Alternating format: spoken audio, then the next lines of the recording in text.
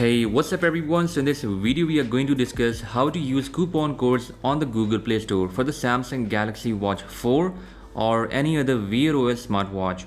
So first of all, go to the watch face that you want to download. For example, here I'm searching for MD225. Now you will see this type of list. If the watch face is present here, just tap on it. Or you can simply use this watch filter if it is present for your specific Google Play Store country. Now tap on the watch face that is present here, MD225, and you can see that it is showing me all the Wear OS smartwatches on which this face can be installed.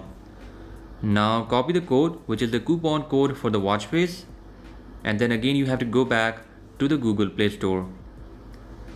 Here simply I am tapping on this purchase icon for my Galaxy Watch 4, and by the way, if you download or purchase it for one watch, it can be downloaded on other smartwatches as well. Now it will show you some payment methods. Just tap here and choose redeem code and apply your coupon code here.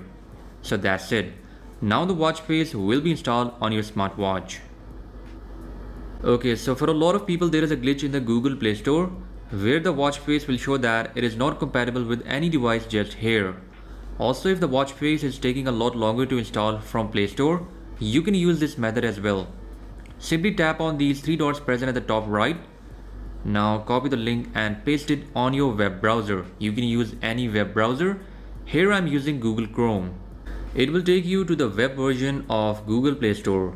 Now you can tap on this purchase icon and select the watch on which you want to install the watch face. After that, hit install, and now just untick any gift card option. Also, here in drop down menu you can use this redeem code option to use the coupon code.